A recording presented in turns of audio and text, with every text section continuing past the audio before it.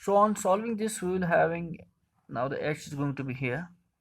H equals to, it will be I naught square r by 2. This differential and integral will leave it to be t of 0 to t minus times cos of 2 omega t.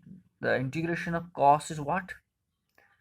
The differentiation of cos is minus sine. The integration of cos is plus sine. It will be sine of 2 omega t over the differentiation of 2 omega t, that will be simply 2 omega within the limit is 0 to t. Brackets like this. So it will be then h equals to, it is I naught square r by 2. On solving it, it will be simply t minus 0. Why? The value of this small t, the upper limit is t, the lower limit is, instead of t we have to use 0, that's t minus 0, minus times 1 by 2 omega. It is a constant term, just take it out. Within it, it will be sine of what? Sine of, it is 2. The omega can be written as 2 pi by t, and instead of this t, we will first use the capital T value, minus times again sine of 2 into 2 pi by t into 0. This is the whole thing discussed.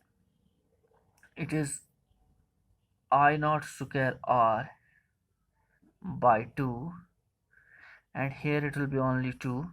This t and t will is sine of 4 pi, and it will be sine of 0, that is whole 0.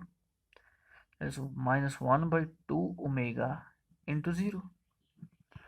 That is simply equals to I naught square r t by 2. So h equals to this. Now if we will say like this, let I RMS be RMS value of AC flowing through conductor for time period flowing through conductor for time t. Therefore, heat produced in conductor will be, how much that will be? That will be H equals to IRMS square R into T. So if we'll name it this equation first, this as an equation second.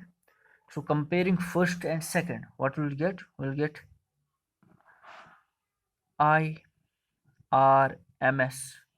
square R into T equals to I naught square R T by 2.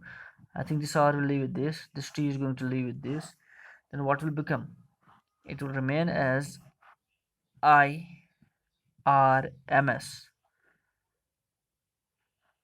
equals to I naught over root 2.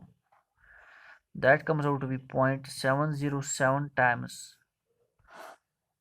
I naught, or you will say root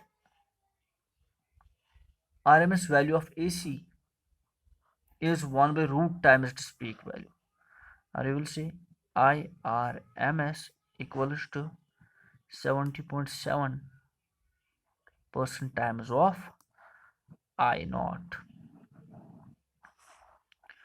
So this is the value of IRMS value of AC.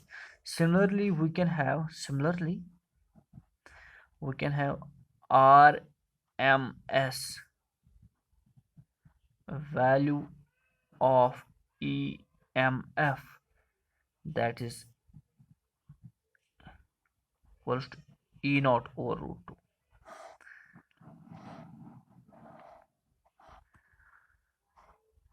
So here we can say root RMS value of AC is 1 by root times the peak value. We have to remember this out. So these were the lectures.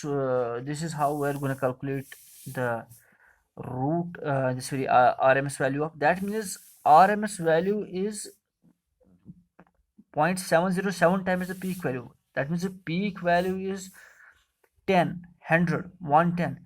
Then RMS value is much more than that. So sometimes we are having the peak value given, but we are going to find out what? We are going to find it out the RMS value. Then RMS value is totally different from the peak value. So from this equation we can calculate that here we can also choose like this: I naught equals to root 2 times the IRMS. That means the peak value is always greater than the root mean square value, the RMS value of the current as well as the RMS value of the voltage. This is all for today. Tomorrow will be with another lecture. Till then, Allah Hafiz.